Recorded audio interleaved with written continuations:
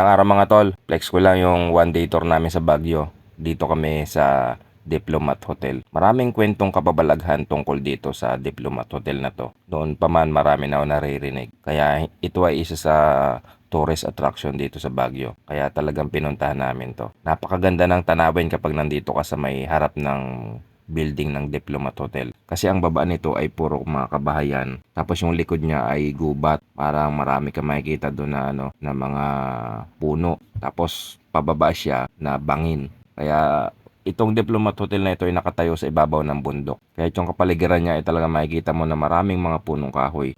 Sobrang maaliwalas dito sa lugar na to. Kahit hindi siya mahangin, nung pagpunta namin dito maaliwalas at ramdam mo pa rin yung lamig. Dito sa Baguio City pala, kahit maaraw siya, hindi masakit sa balat ang init ng araw. Mga tol, nag-research din ako ng konti tungkol dito sa Diplomat Hotel. Kunting trivia lang mga tol. Ang Diplomat Hotel sa Baguio City pala ay nag-umpisa bilang isang seminaryo ng mga paring Dominico noong 1911. Naging sentro ito ng proteksyon noong ikalawang digmaang pandaigdig at nasira ng mga Hapones. Pagkatapos ng digmaan, binili ni Archbishop Amado Paulino ang lugar at sa tulong ni St. Paul's Society ni Alberioni, itinayo muli bilang seminaryo na tinawag na Diplomat Hotel. Sa dekada 1970, naging kilalang hotel ito sa ilalim ng pamamahala ni Antonio Agpawa. Subalit noong 1987, nasunog ang Diplomat Hotel, nagdulot ng malaking pinsala sa estruktura. Pagkatapos ng sunog noong 1987, ang Diplomat Hotel sa Baguio City ay naiwang nagmumukhang misteryosong gusali. At ito ay naging isang paboritong destinasyon para sa mga naghahanap ng paranormal na karanasan dahil sa kanyang makulay na kasaysayan at misteryo.